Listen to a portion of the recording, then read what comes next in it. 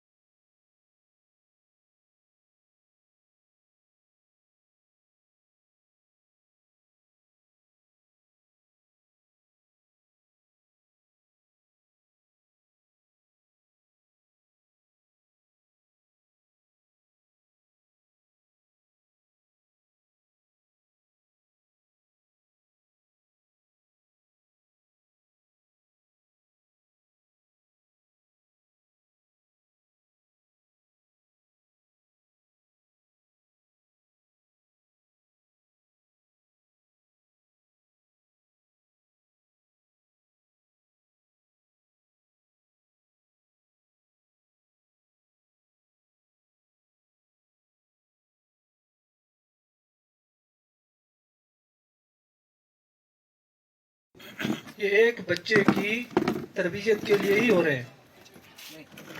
ایک وقت تھا یہ نظام تعلیم صرف 2 پولر پروسیس تھا, 2 پول سے گزرنے والا ایک پروسیس تھا جس میں ٹیچر تھا اور بچہ تھا.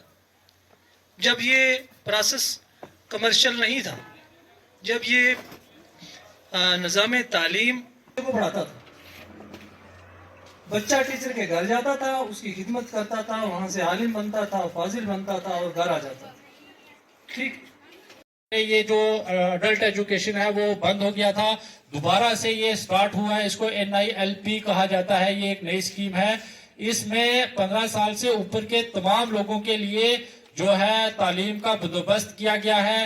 اگر ہمارے علاقہ میں کوئی بھی ایسا بندہ موجود ہے جو 15 سال سے اوپر جس کی عمر ہو گئی ہے, وہ تعلیم حاصل کرنا چاہنے کی بات نہیں ہے. یہ ایک ایپ آئی ہے, اس پہ سب جو لوگ ہیں جو تعلیم یافتہ نہیں ہیں وہ انرول ہو چکے ہیں. سارے ٹیچر جو ہیں گھر جائیں, چاہے وہ لوگ ان کے گھر آ جائیں, جیسے بھی وہ سیوٹیبل رہے گا ان لوگوں کو بھی تعلیم دینی ہے. ان لوگوں کو بھی اس قابل بنانا ہے کہ وہ اپنا نام لکھ سکیں, وہ جب بینک میں جائیں اپنا فارم خود بھر سکیں, وہ سائن کر کے اپنا پیسہ نکال سکیں. جہاں بھی ضرورت پڑے تو ان کو سائن کرنا جو ہے وہ آتا رہے, اور بیسک چیزیں جو ہیں ایجوکیشن کی وہ ساری ان کو پتا ہو.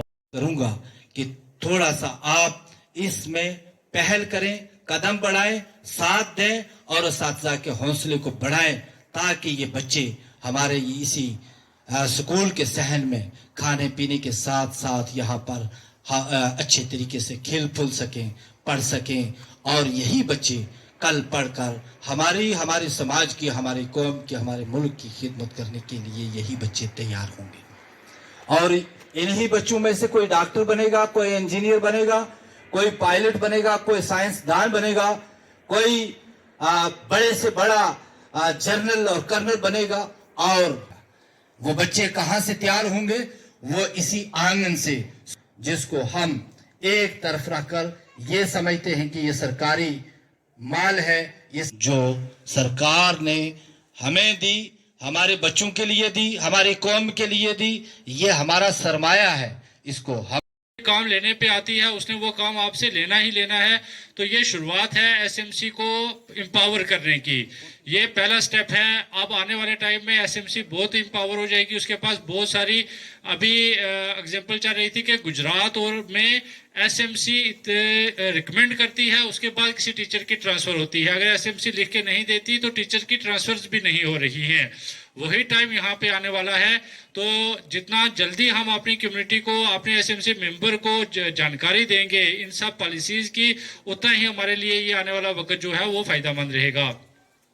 میں یہ کمیونٹی جو ہے یا ایس ایم سی, اس کو ہم 2 حصوں میں ڈیوائیڈ کر کے چلتے ہیں. ایک رول ہے ٹیچرز کا, ایک رول ہے ہمارے کمیونٹی کے ممبرز کا. اس میں چاہے وہ پی آر آئیز ہوں, سرپنچ حضرات ہوں, پنچ حضرات ہوں, یا اس کے بعد پیرنٹس ہوں, جو ہمارے اسٹوڈنٹس ہیں ان کے پیرنٹس ہوں, وہ سب اس کا حصہ ہیں. استاد جتنے بھی ہمارے ٹیچرز یہاں پہ پریزنٹ ہیں ان سے ہماری یہ ریکویسٹ ہے کہ وہ ایس ایم سی کمیٹی جس وقت بھی بناتے ہیں, ہر انسان کو اپنی ذمہ داری سمجھنی چاہیے. استاد کسی بچے کو گھر سے نہیں لائے گا, اس کے پاس بچہ پہنچے گا تو استاد اس کو اپنا جو درس ہے وہ دے گا. یہاں ماں باپ کا جو سب سے زیادہ ضروری فرض ہے ماں باپ کا, اور پھر جو یہ کمیٹی کے لوگ ہیں ان کی بھی دیکھ بھال بہت ضروری ہے. جب وہ اپنی ذمہ داری نہیں سمجھتے ہیں, سب سے پہلے تو ہمارے یہ ریاست جموں کشمیر تھا, اس سے ہمیں دور رہنا چاہیے, کیونکہ آگے ہندوستان میں ہے وہاں ہندو اور مسلمان کا ہو جاتا ہے.